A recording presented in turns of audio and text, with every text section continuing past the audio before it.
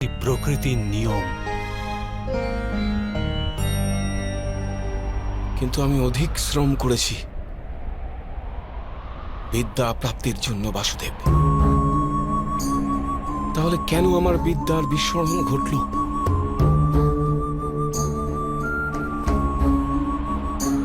বিদ্যা প্রাপ্তির প্রয়াস কেন করেছিলেন আপনি অঙ্গরাজ? বিদ্যার মাহাত্ম্য কি সেটা জেনেছিলেন আপনি? বিদ্যা প্রাপ্ত করে সমাজ কল্যাণের অভিপ্রায় কি ছিল আপনার হৃদয়ে, নাকি কেবল নিজের প্রতিশোধ গ্রহণের হেতু আপনি বিদ্যা প্রাপ্ত করেছিলেন? বাস্তবে বিদ্যা প্রাপ্ত করার জন্য শ্রমের আবশ্যকতা তো হয়ই না, কেবল একাগ্রতা আর সমর্পণই পর্যাপ্ত। জ্ঞান তো আত্মার সহজ গুণ, আর আপনি তো বুদ্ধিমান। আপনিই বলুন না, বিদ্যা গ্রহণ করার সময় মন একাগ্র কেন থাকে না?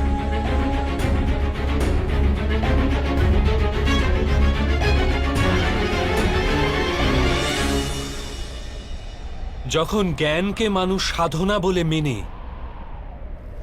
অন্য কোনো বস্তু প্রাপ্ত করার জন্য জ্ঞানার্জনে বেরিয়ে পড়ে, তখন জ্ঞান গ্রহণ করার সময় তার মন স্থির হতে পারে না। জ্ঞান তার আত্মার গুণ হয়ে উঠতেই পারে না। যেরূপ রং বস্ত্রের নিজস্ব গুণ নয়। এই কারণেই সূর্যের প্রকাশ হলে উত্তাপে রং বর্ণহীন হয়। যে ব্যক্তি অমূল্য জ্ঞানের মূল্য জেনে জ্ঞান প্রাপ্তি করে, সে উত্তম হয়ে ওঠে। কিন্তু যে ব্যক্তি অন্য কিছু প্রাপ্ত করার আশায় জ্ঞান প্রাপ্ত করে থাকে, সে জীবনভর শ্রেষ্ঠ হওয়ার স্পর্ধা দেখিয়ে যেতে থাকে, কিন্তু সে উত্তম হতে পারে না। আপনিও জ্ঞান প্রাপ্ত করেছেন, কিন্তু কোন আশায়? ভগবানের আশ্রয় থেকেও কেন আপনার মন শান্ত হয়নি? আপনি সর্বদাই প্রতিযোগিতা জ্ঞান প্রাপ্তির এরূপ আশাই আপনার অনুচিত ছিল। তাহলে এই বিদ্যার বিস্মরণ কেন হবে না অঙ্গরাজ কর্ণ? কি করে আমি প্রতিযোগিতা ছেড়ে দিতাম বাসুদেব? কি করে নিজের জীবনের সাথে আপোষ করে নিতাম? এই সমাজ নিরন্তর আমার সম্ভাবনাকে কুইয়ে দিয়েছে, আমার শক্তিকে সম্মান দেয়নি, আমার স্বপ্নকে স্বীকার করেনি, সর্বদাই সুত পুত্র বলে অপমানিত করেছে আমাকে। তোমার পিতা ঈশ্বর প্রদত্ত সম্ভাবনায় মানুষের অধিকার থাকে বাসুদেব, আর এই সমাজ কাউকে তার অধিকার থেকে কি প্রকারে বঞ্চিত করতে পারে? অবশ্যই এটা ঘোর অপরাধ রাধেয়। জাতপাতের বিভেদ করা, আর এই মিথ্যা বিভেদের ওপর ভিত্তি করে কোনো মানুষকে অথবা সমাজের কোনো অংশকে অধিকার থেকে, সুযোগ থেকে, সম্পত্তি থেকে অথবা সম্মান থেকে বঞ্চিত করা মানবতার বিরুদ্ধে। তাহলে আমার কি দোষ এতে বাসুদেব? যদি আমার মনে অসন্তোষ জন্মায়, যদি আমি প্রতিযোগিতা করে থাকি, যদি আমি বলপূর্বক নিজের অধিকার লাভ করার প্রচেষ্টা করে থাকি, তাহলে কি দোষ আমার বাসুদেব? এক সময় ছিল অঙ্গরাজ, যখন কৃতবীর্যের পুত্র কার্তবীর্যার্জুন নামে এক ক্ষত্রিয় রাজা মহর্ষি যমদগ্নির হত্যা করেছিল। মহর্ষির পুত্র কি করেছিলেন জানেন আপনি?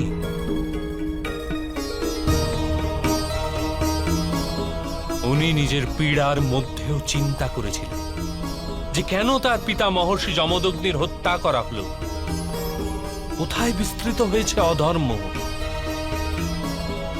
উনি নিজের পীড়া বিস্মরণ করেছিলেন, সমগ্র সমাজের পীড়াকে আপন করে নিয়েছিলেন। আর অধর্মী ক্ষত্রিয়দের বিনাশ করে সমগ্র আর্যাবর্তকে শুদ্ধ করাই জীবনের মন্ত্র করে নিয়েছিলেন। যদি উনি কেবল প্রতিশোধ নিয়েই সন্তুষ্ট থাকতেন, তবে আজ ভগবান পরশুরাম নামে অভিহিত হতেন না।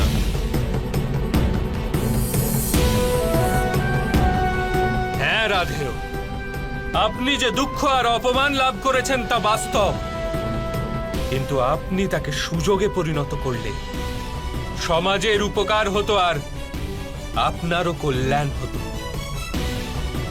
আপনার ন্যায় শক্তিমান মানুষের আধার যদি অন্য শোষিত ও পীড়িত লোকেদের প্রাপ্ত হতো, তাহলে কত জীবন সুখপূর্ণ হতো।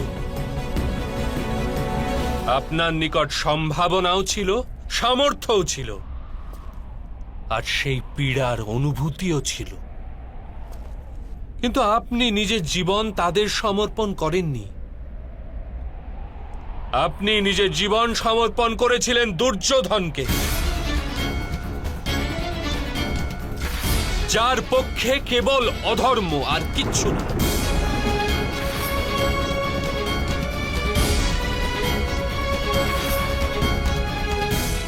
এখন দেখুন নিজের স্থিতি। আপনি দুর্যোধনের পক্ষ গ্রহণ করলেন আর পাঞ্চালীর বস্ত্রহরণের ন্যায় পাপের ভাগী হলেন।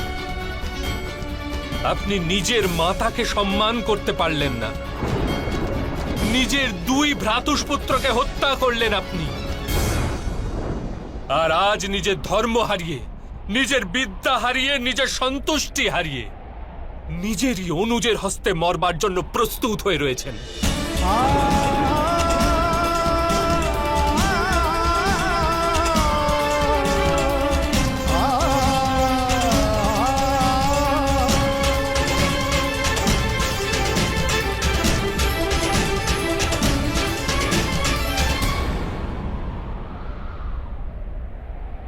আপনি যথার্থ বলেছেন বাসুদেব।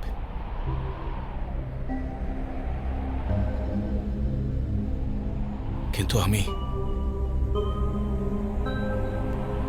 মিত্র দুর্যোধনের উপকারকেও বিস্মরণ করতে পারবো না। কিসের উপকার রাধেয়? আপনার সাথে মিত্রতা করার পশ্চাতে কি দুর্যোধন সমগ্র হস্তিনাপুরের সুত ও নিপীড়িত মানুষকে বিদ্যার অধিকার দিয়ে দিয়েছিলেন? উনি কি সমগ্র শোষিত ও নিপীড়িত সম্প্রদায়কে আপন করেছিলেন? না, না রাধেয়, উনি কেবল নিজের লাভ হেতু আপনার সাথে মিত্রতা করেছিলেন। আপনার হৃদয়ে অর্জুনের প্রতি যে প্রতিস্পর্ধা ছিল, তার কারণে আপনার সাথে মিত্রতা করেছিলেন। যদি আপনি নিজের দুঃখ ত্যাগ করে সমাজের দুঃখকে আপন করতেন, তবে দুর্যোধনের কৃত্রিম মিত্রতার সত্যতা আপনি জানতে পারতেন। যদি দুর্যোধনের হৃদয়ে উপকারের ভাবনা থাকত, তবেই আপনি তার মাধ্যমে সংসারের নিপীড়িতদের কাজে লাগতে পারতেন। বাস্তবে তাকে সমস্ত অধর্ম ও অপরাধ থেকে মুক্ত করতে পারতেন।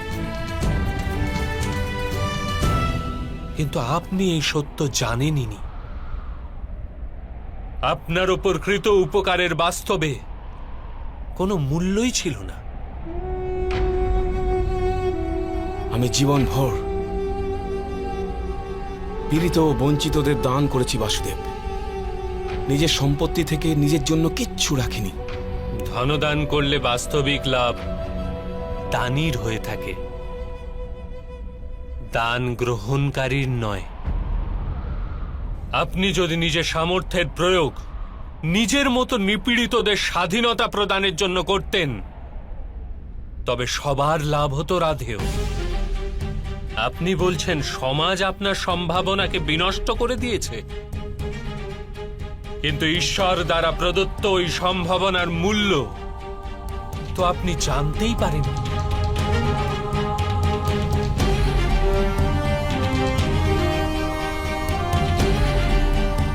একটি সত্য জেনে রাখুন,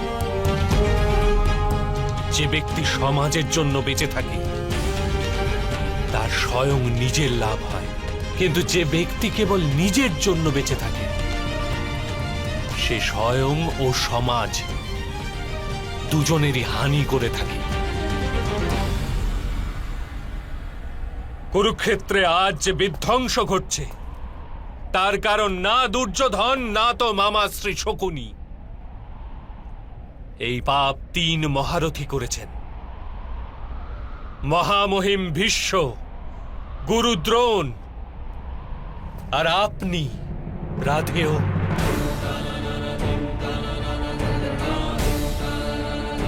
আপনারা 3 জন যদি নিজেদের পালন করা ধর্মের পরিত্যাগ করে সমাজ কল্যাণের বিচার করতেন, দুর্যোধনকে সহায়তা না করতেন, তবে এই যুদ্ধই হতো না।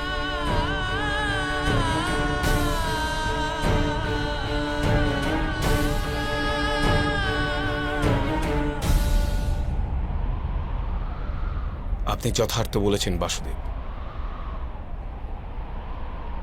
এই সমাজের যত হানি অধর্মীদের দ্বারা না হয়ে থাকে তার অধিক হানি ধর্মজ্ঞানী ব্যক্তিদের নিষ্ক্রিয়তার দ্বারা হয়ে থাকে। এই মহাযুদ্ধের পাপ শিরোধার্য করছি।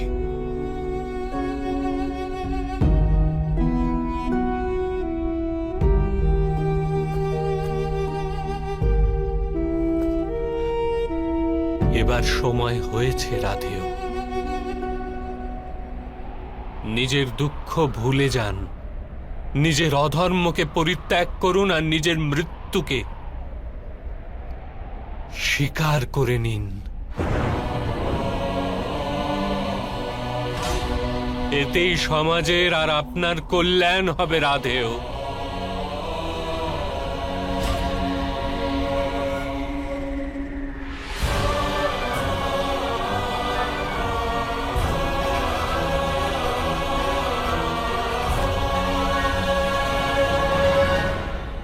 আমি আপনার আদেশ স্বীকার করছি বাসুদেব,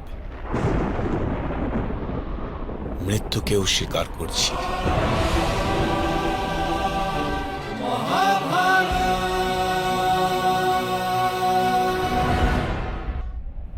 আমার মাতা কুন্তিকে বলবেন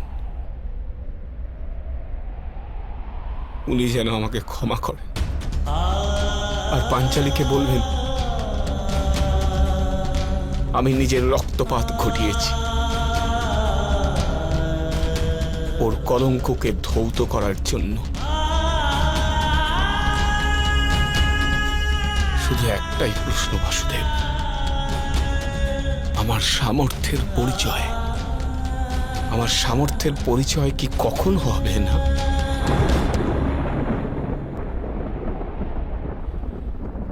রাধেয়, যখন আপনার হস্তে ধনুক নেই, আপনার রথের চাকা ভূমিতে আটকে রয়েছে, আর আপনার নিজের বিদ্যার বিস্মরণ ঘটেছে, এরূপ সুযোগের সদ্ব্যবহার করে আপনাকে বধ করতে হচ্ছে, এটি কি আপনার সামর্থ্যের প্রমাণ নয়?